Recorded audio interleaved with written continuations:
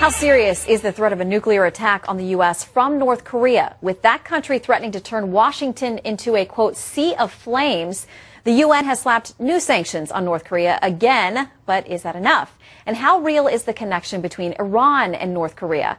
Best-selling author Joel Rosenberg is out with a brand new book, Damascus Countdown, that looks at some of the frightening possibilities. He joins us live. Joel, always great to see you. Good to see you as well. Congratulations on the new book. Thank you. It is truly one of those page-turners, cannot put it down kind of books, as I think all of your books are. Now, you write fiction and nonfiction. This happens to be fiction, but so close to reality.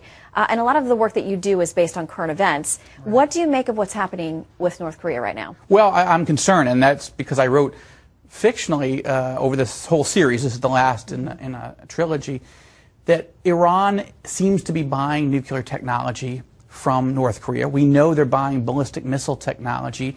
What was particularly disturbing was the news a few weeks ago that Iran's chief nuclear scientist was at the launch, or I'm sorry, at the test, North Korea's third nuclear weapons test, which seems to be a smaller weapon with larger yield.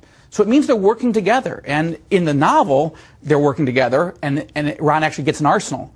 Is that what's really happening? I think it's a little unclear, but it seems to be moving in that direction, and that's what's the problem.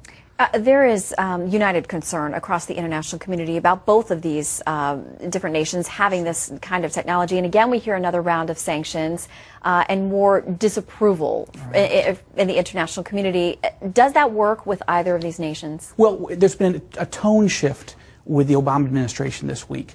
You had General Mattis, the CENTCOM commander, saying before Congress, sanctions are not working, diplomacy is not working, we need, quote, other options. And this was interestingly backed up by Secretary Kerry speaking to ABC News in the Gulf, where he said that the window is closing, time seems to be running out, Iran's getting closer to the bomb, and then Vice President Biden at the APEC meeting said the window's closing. Now, is a policy shift coming? I can't say. It's too early. But this is the first time they've seemed to say that their strategy is not working.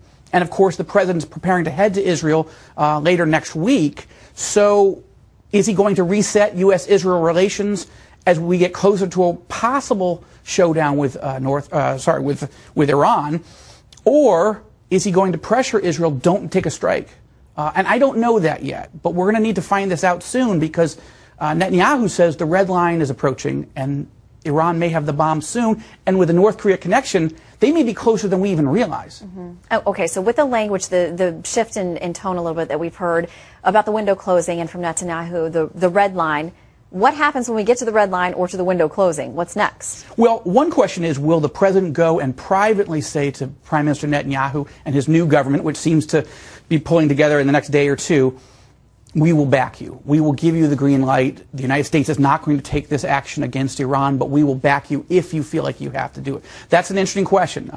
They're not signaling that they're going to do that, but by saying that sanctions and diplomacy are not working, you raise the possibility that how can you tie Israel's hands if those two things aren't working and time is running out.